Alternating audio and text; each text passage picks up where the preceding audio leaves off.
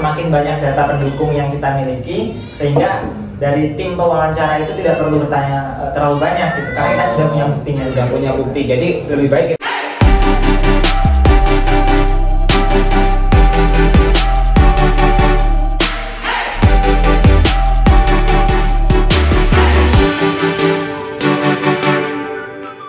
Halo teman-teman semuanya, semangat pagi. Pada kesempatan kali ini kita akan melakukan wawancara dengan dua orang mahasiswa yang penerima beasiswa KIP kuliah. Ya, bener ya? Bener. Nah, kita akan melakukan wawancara, tapi sebelum itu kita memperkenalkan diri terlebih dahulu. Ini dengan Saya Agus Nurwahid. Agus Nurwahid, dengan ini Kak Abdul Rozak. Kak Abdul Rozak, panggilannya disapa Rozak, nama Instagramnya Razaka Abdul 4338.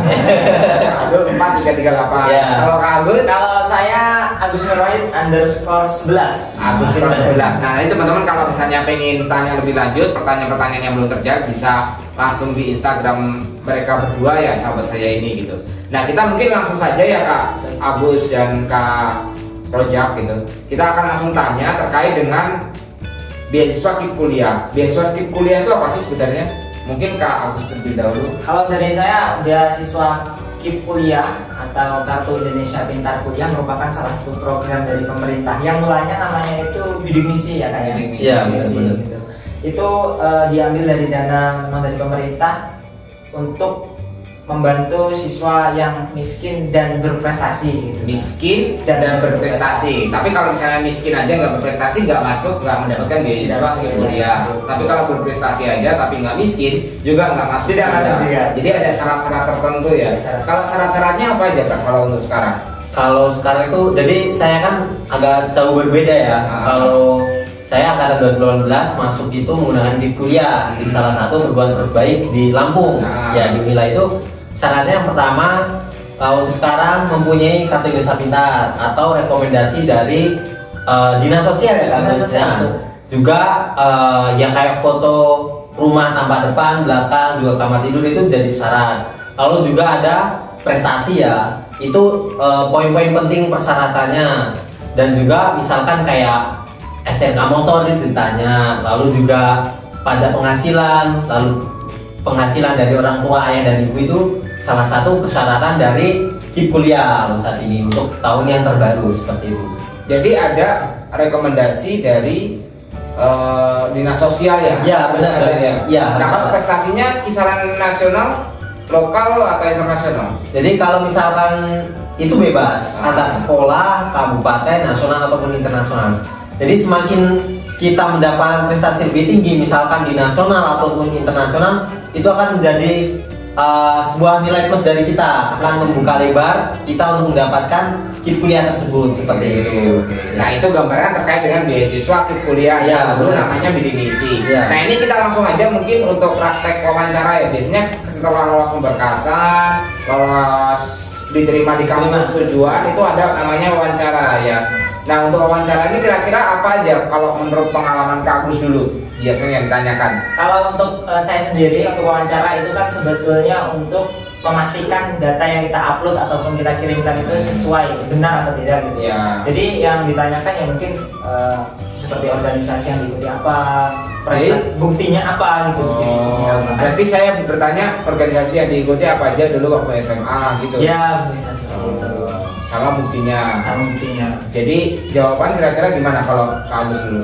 Dulu pengalaman saya itu kan ingin menjelaskan secara panjang dan lebar. Ternyata dalam wawancara itu tim wawancara dari bidik misi sendiri menginginkan jawaban yang singkat.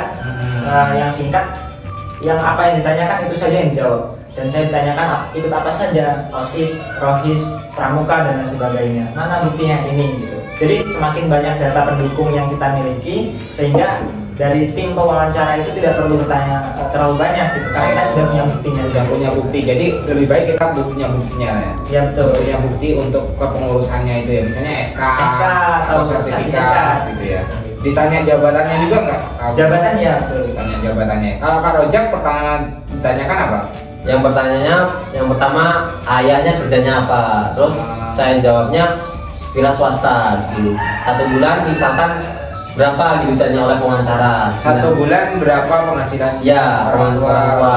Aku jawab 900. Oh benar itu. Dengan anggota sebanyak ini apakah cukup gitu? Cukup Pak. Terus yang kedua prestasi. Kemarin itu tanyain prestasi kok udah pernah juara pidato. Terus saya tanyakan, dijawabnya saya pidato Pak di tingkat kabupaten. Ditanyain lagi judulnya apa? Dan itu hal yang kecil tapi ditanyain oleh pewawancara. Judulnya apa? Saya jawab kewajiban orang tua atau birrul walidain, seperti itu.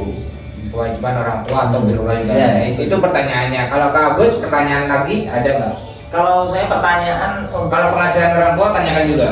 penghasilan waktu itu kebetulan punya saya datanya cukup lengkap, jadi tidak ditanyakan. Dan pekerjaan waktu itu kan buruh tani dan sudah ada bukti fisiknya di kakak itu. Di kakak sama di foto rumah itu kelihatan. Foto rumah semuanya ada, tampak depan, tampak belakang, samping, ada lantainya, terus ada juga di bagian dapur dan sebagainya. Ini benar rumah kamu? Ya betul. Jawabannya gimana? Dan kita harus yakin ya? Harus yakin, betul Pak. Karena nanti ketika kita nggak yakin, itu kan nanti ada tim surveinya dari pengelola bidik misi itu. Nanti ada di beberapa kecamatan itu ada yang desanya didatangi. Oh iya. Kalau Kak Rojak apalagi yang ditanyakan? Yang ditanyakan raport, nilai raport. Kemarin kan itu diakumulasikan tuh nilai raport dari semester pertama, dari kelas 1 itu ditanyain raportnya memenuhi enggak. Kalau pas saya itu sekitaran 85 lah, 8 ke atas ya, 80 rata-ratanya itu ditanyain kalau misalkan segini nanti ratingnya untuk diterimanya berapa, misalkan kelulusannya segini itu udah dipatok untuk dari pihak kampus sendiri itu. Untuk dari pihak kampus udah dipatok berapa? Iya biasanya ya. Terus ada lagi pertanyaan enggak? Misalnya pertanyaan ini apa Pak? Yang kira-kira belum ada. Pertanyaan yang lain seperti organisasi yang pernah diikuti, kemudian nanti bersedia atau tidak mengikuti tata tertib yang berlaku di bidik misi tersebut. Karena di bidik misi itu nanti akan ada persyaratan khusus. Misalnya kayak IPK harus berapa? IPK itu kalau tidak salah sekarang 2,75. Nanti ada panggilan di angka tersebut. Kalau nama-namanya 3,0. Kemudian aktif mengikuti organisasi dan lain sebagainya. Artinya dalam MOU itu kita harus bersedia, siap tidak untuk mendapatkan bidik misi itu dengan embel-embel di belakangnya peraturan tersebut. Kalau misalnya ada nggak pertanyaan misalnya, kalau kamu nggak lolos bidik misi ini, apa kamu akan melanjutkan kuliah? Kalau saya nggak ada sih, cuman beberapa yang di samping saya itu nangis. Jadi ketika teman-teman nanti ditanya, itu kuncinya kita sedih, kayak belas kasihan gitulah ya belas kasihan nangis. Kalau perempuan cepet banget nangisnya tuh. Jadi kayak misal nangis itu berarti udah ada catatan, oh ini anak-anak bener yang memang mau kuliah, nanti ketika dapat kip kuliah itu bener-bener gitu. Jadi kalau misalkan wawancaranya itu kita lihat nangis itu bisa dapat poin plus gitu lah pokoknya. Tapi yang penting jujur lah. Iya, jujur benar-benar. Jangan sampai kita nangis cuma nangis bohongan. Iya. Bener kan ya. Nah itu kalau Agus pertanyaan lagi ada nggak? Kalau saya cukup singkat ya kebetulan. Berapa menit? Tapi sekitar 10 menit mungkin. Dan kebetulan saya dapat wawancara yang memang secara postur dan lookingnya itu kelihatan menyeramkan, tapi ternyata waktu berjalan itu justru dia tegas dan tidak banyak pertanyaan gitu. Dan kalau menurut saya memang kita tidak perlu memelas karena kita sudah punya data seperti ini. Artinya itu adalah sebuah lamaran, jika mau diterima ya alhamdulillah, kalau tidak ya sudah gitu. Yang penting kita tidak berbohong. Tapi ini jujur aja ya. Kalau misalnya nggak lolos bidik misi itu masih mau melanjutkan kuliah lagi nggak Kak? Kalau saya tentu kita harus koordinasi dengan orang tua ya, karena kita kan belum bisa mencukupi kebutuhan sendiri. Kalau biasanya di Universitas Lampung atau di beberapa kampus itu menerapkan UKT terendah untuk pendaftar bidik misi. Jika memang UKT-nya itu rendah dan kita kiranya sanggup, mungkin kita bisa lanjut. Tapi kalau memang UKT-nya masih tinggi, kita harus hitung-hitungan. Ada lagi nggak pertanyaan yang belum?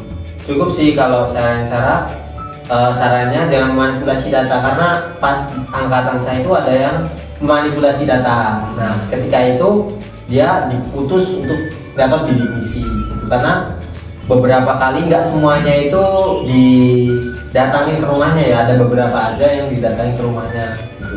Oke, jadi ya memang kita harus jujur dan nggak mau manipulasi data. Iya. Terus Kak Agus pastinya data semuanya data lengkap. Ketika nanti diwawancara atau pertanyaan ketika dari wawancara itu kita bisa menjawab dan menunjukkan bukti-bukti yang sudah ada. Dan tambah Kak, mungkin sudah ada list data yang harus dibawa, tapi saya lebih memilih untuk membawa data pendukung yang kalau kita ngomong ini kita bisa menunjukkan gitu. Oke, jadi kita langsung ada, oh ini buktinya, Oh iya, ini buktinya. bukan gitu ya. bukan terpatok pada data yang harus dibawa. Ini untuk persiapan dari proses wawancara itu tadi ya Kak ya. Oke Kak. Nah mungkin itu saja lah ya yang ditanyakan. Tapi kalau misalnya nanti ya Kak, ini tambahan aja sih. Kalau misalnya batas nanti kita dapat beasiswa bidik misi itu berapa semester sih? Kita 8 semester. 8 semester berarti 4 tahun lah ya. 4 tahun. 4 tahun itu. Dan nanti kita dapat uang bulanan, dapat juga dan sudah gratis UKT ya. Jadi meskipun tapi kan ini beasiswa untuk anak kurang mampu dan berprestasi. Kan catatannya 2 catatan itu ya. Kalau yang diterima dari 100 pendaftar biasanya yang diterima semuanya apa gimana? Kalau di angkatan saya itu hampir 1.000 orang diterima dari penerimaan mahasiswa baru sekitar 6.000. Oke. Artinya 1/6. Oke, jadi itu memang. Tapi ada ya yang ditolak itu ada ya. Ada Ya. Itu mungkin karena datanya kurang lengkap atau manipulasi data seperti itu. Iya, betul. Karena ketika kita bilang datanya lengkap, semua orang kan melengkapi data ya Kak ya. Dan kalau kita membawa data tambahan artinya pasti dari pewawancara itu, oh ini ada plus gitu kan. Itu sebagai salah satu pertimbangan. Oke, mungkin hanya itu saja yang bisa kita bagikan. Semoga saja bermanfaat untuk teman-teman seputar pertanyaan beasiswa bidik misi. Ya. Terima kasih telah menonton. Sudahkah berbuat baik hari ini? Jadi kita punya tagline Kak. Oh iya. Di akhir kita berbagi ya. Sudahkah berbuat baik hari ini? Kayak pertanyaan gitu loh. Tapi kan kita dengan berbagi seperti ini kita sudah berbuat baik kepada sesama kan ya. Itu kalau dinilai oleh teman-teman sebagai perbuatan baik. Gitu. Oke, 1, 2, 3. Sudahkah berbuat baik hari ini? Oke, terima kasih. Bye bye.